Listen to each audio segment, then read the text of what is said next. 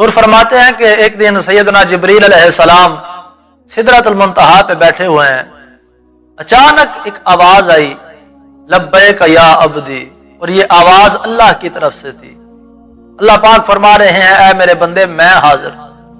حضور فرماتے ہیں کہ جبریل نے اس وقت زمین کی تحت سرا تک نگاہ دوڑائی، اپنی طاقت سے دیکھا تو اسے کوئی شخص ایسا نظر نہ آیا جو اس شدت سے رب کو یاد کر رہا ہو کہ اللہ پاک فرمائے کہ میرے بندے میں حاضر۔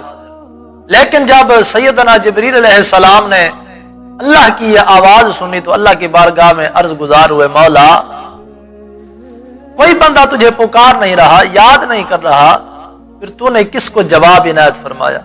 اللہ پاک نے فرمایا اے جبریل، فلاں جگہ فلاں مندر میں بیٹھ کر ایک شخص کافی سالوں سے اپنے بتوں کو یاد کر رہا ہے اور پکار رہا تھا یا صنم یا صنم یا صنم۔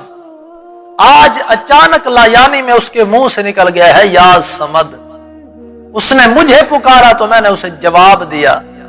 سیدنا جبریل علیہ السلام عرض کرتے ہیں مولا وہ تو اپنے بتوں کی پوجا کر رہا تھا، تیرا نام تو لا یعنی میں لے لیا، تو جواب تیرا دینا تو نہیں بنتا تھا مولا، پھر وجہ کیا بنی؟ اللہ پاک نے فرمایا جبریل دیکھنا کہ وہ اپنے بتوں کو پکار رہا تھا کافی عرصے سے اور وہ اسے جواب نہیں دے رہے تھے، اب اس نے مجھے پکارا ہے، اگر میں رب بھی جواب نہ دیتا تو اس کے بتوں اور میں خدا میں کیا فرق رہ جاتا؟ یار جو رب مندر میں بیٹھے ہوئے ہندو کی سن لیتا ہے، اگر وہ پکار رہا ہو اپنے بتوں کو اور اچانک بھول کر اس کے زبان پر نام آ جائے اللہ کا، تو اللہ اس کا جواب دیتا ہے جو دل سے بیٹھ کر رب کو یاد کرے۔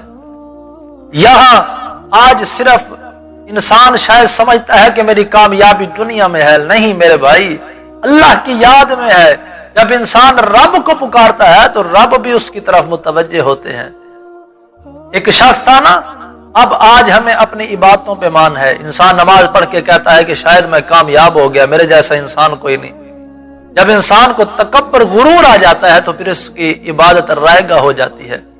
ایک شخص پکار رہا تھا یا کریم یا کریم یا کریم، رب کو یاد کر رہا تھا۔ ایک شخص آیا، اس نے کہا یار تو کیا کر رہا ہے؟ تو اس نے جواب دیا کہ میں رب کو یاد کر رہا ہوں۔ اس نے کہا کہ مجھے بھی وہ طریقہ بتا کہ تو جو الفاظ پڑھ رہا ہے میں بھی وہ لفظ ادا کروں، میں بھی وہ لفظ پڑھ کر اپنے رب کو یاد کروں۔ اس نے طنزاً مذاقن میں کہا، اس کا مذاق اڑایا اور اس کو غلط ورد بتایا، یا کریہ یا کریہ۔ اسے کہا کہ میں تو یا کریہ یا کریہ یا کریہ پڑھ رہا تھا، اس کو اس نے غلط لفظ پر لگا دیا، لیکن خود یا کریم یا کریم پڑھ رہا تھا۔